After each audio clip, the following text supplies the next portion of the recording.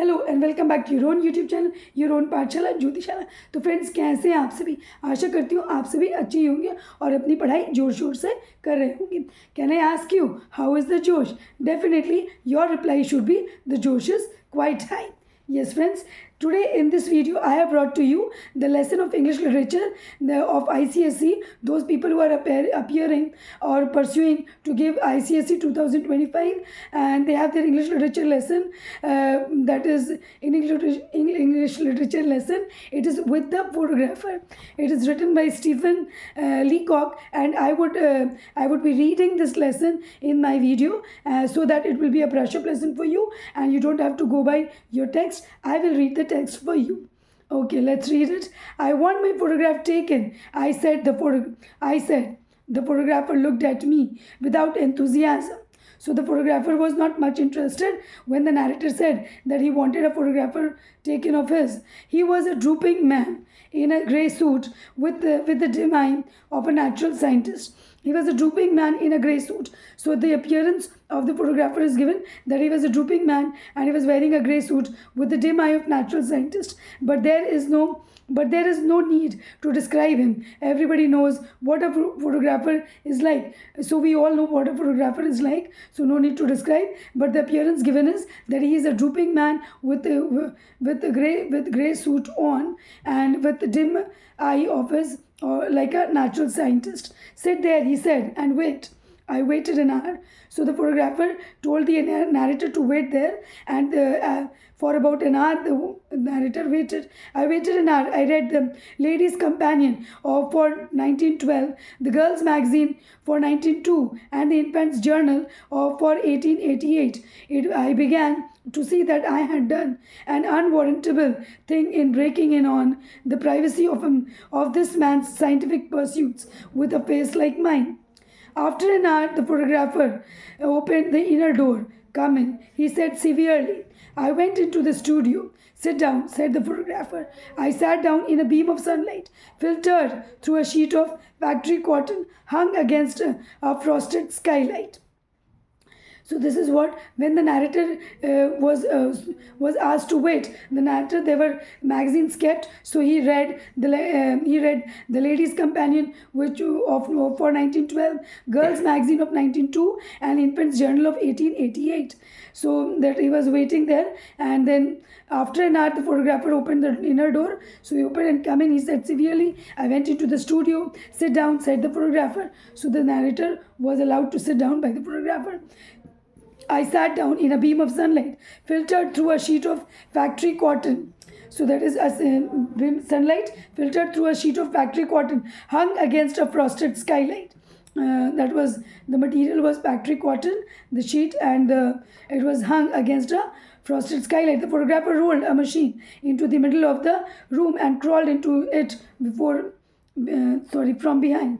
The photographer rolled a machine into the middle of the room and crawled into it from behind. He was only in it a second, just time enough for one look at me, and then he was out again, tearing at the cotton sheet and the window panes with a hooked stick, apparently frantic for light and air.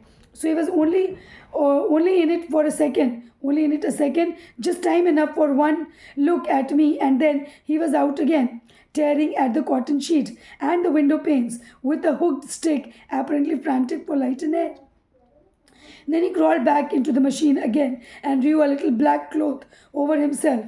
This time he was very quiet in there. I knew that he was praying and I kept still. When the photographer came out at last, he looked very grave and shook his head. The face is quite wrong, he said. I know, I answered quietly. I've always known it. He sighed. I think, he said, the face would be better 3/4 full. I think, he said, the face would be better 3/4 full. I am sure it would, I said enthusiastically. I think, he said. So the photographer said, the face, that is the face that the narrator is having, the face would be better 3/4 full. Means he has a thin face. If the face would be a little broader, it would be good. I am sure it would, I said enthusiastically, for I was glad to find that the man had such a human side to him. So would yours. So would yours. In fact, I continued. How many faces one sees that are apparently hard, narrow, limited, but the minute you get them three quarters full, they get wide, large, almost boundless in. But the photographer had ceased to listen. He came over and took my head in his hands and twisted it sideways. I thought he meant to kiss me. I closed my eyes, but I was wrong. He twisted my face as far as it would go and then stood looking at it.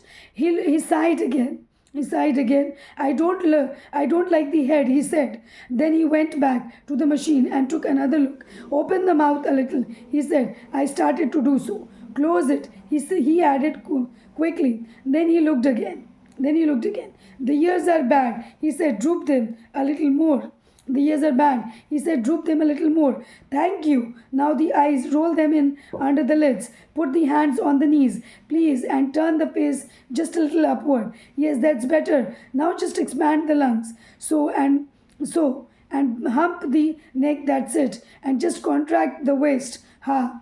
And twist the hip up toward the elbow. Now I still don't quite like the face. It's just a trifle too full. But so the photographer was instructing the narrator how he should keep his body to take a good photograph. I swung myself round on the stool. Stop, I said with emotion, but I think with dignity. This face is my face. This face is my face. It is not yours. It is mine. I have lived with it for 40 years and I know its fault. I know its fault. I know it's out of drawing.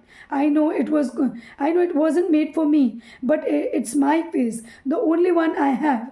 I was conscious of a break in my voice, but I went on, such as it is. I have learned to love it, and this is my mouth, not yours.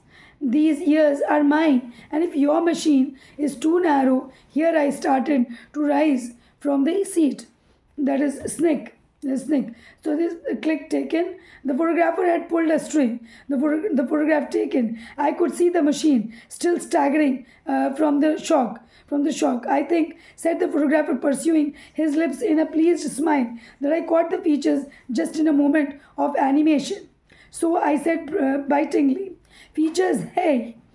You didn't think I could animate them, I suppose, but let me see the picture. Oh, there's nothing to see. Yet, he said, I have to develop the negative first. Come back on Saturday, and I will let you see a proof of it. On Saturday, I went back. The photographer beckoned me in. I thought he seemed quieter and graver than before. So when was he called? He was called on Saturday, and the photographer beckoned me in. Again, he was called. I thought he seemed quieter and graver than before. I think, too, there was a certain pride in his manner. He unfolded the proof of a large photograph, and we both looked at it in silence. Is it me? I asked. Yes, he said quietly. It is you, and went on looking at it. The eyes, I said hesitatingly, don't look very much like mine. Oh no, he answered. I have retouched them. They come out splendidly, don't they? Fine, I said, but surely my eyebrows are not like that. No, said the photographer with a monitory glance at my face. The eyebrows are removed.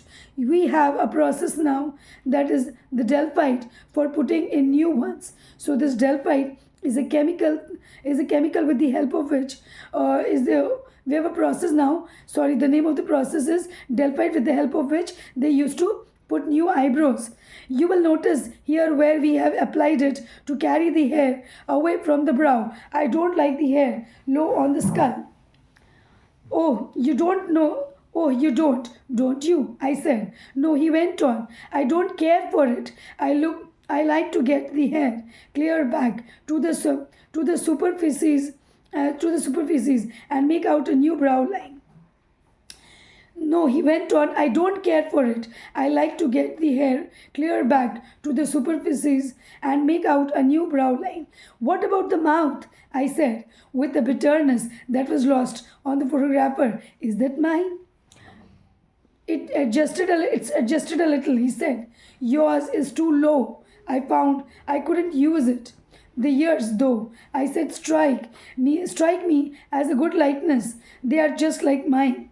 They're just like, yes, said the photographer thoughtfully. That's so. But I can fix that all right in the print. We have a process now, the sulfide, for removing the ears entirely. So delphite was for putting new eyebrows, and sulfide was for ears. So for eyebrows you have delphite, and for ears you have sulfide. I will see if. Listen, I interrupted, drawing myself up and animating my features to their full extent and speaking with a withering scorn that should have blasted the man on the spot. Listen, I came here for a photograph, a picture, something which made though it seems, which mad though it seems, would have looked like me. I wanted something that would depict my face as heaven gave it to me, humble though the gift may have been. I wanted something that my friends might keep after my death, to reconcile them to my loss. It seems that I was mistaken. What I wanted is no longer done. Go on then with your brutal work. Take your negative or whatever it is you call it, dip it in sulfide, bromide, oxide, cowhide, anything you like. Remove the eyes, correct the mouth, adjust the face, restore the lips, reanimate the necktie, and reconstruct the waistcoat. Coat it with an inch of gloss, shade it, emboss it, gilt it, till even you acknowledge that it is finished. Then when you have done all that, keep it for yourself and your friends. They may value it. To me it is but a worthless bauble. I broke into tears and left. This is what the narrator has to say. So the photographer changed the photograph of this narrator completely, which was disliked by the narrator who came for a photograph, a real picture of his. He wanted the photographer to click, but the photographer changed his picture completely, which he disliked it, and so he left the picture there only in his shop, and he said, you can use it anyways with any process, but this is not what I wanted. So we see that the narrator was completely displeased with the photographer. This is what with the photographer. Let me remind it. So delphite was used for removing or putting in new eyebrows, and sulfide was for removing the ears entirely. And yes, and 40 years of his, that is, I have lived with it for 40 years. So the narrator was 40 years in age, and the factory cotton was used as a cover, as a sheet which was covered on the cameras. I said, like, the line is there. I sat down in a beam of sunlight filtered through a sheet of factory cotton. So it was the factory cotton. So this is what is the story. And yes, when the photographer looked at me, he was looking without enthusiasm. Some of the key point, and this man was like, he was a drooping man in grey suit. This is the appearance of the photographer, that he was a drooping man with a grey suit, drooping man in a grey suit with the dim eye of a natural scientist. This is the appearance or the lookout of the photographer. These are. So the photographer has to crawl inside his camera, that kind of machine he used to use, and it is written by Stephen Leacock. Stephen Leacock. It is written, the photographer is written by Stephen Leacock. Yes, friends, I'll stop with my video here. I hope it will be a great help for you to brush up your lesson.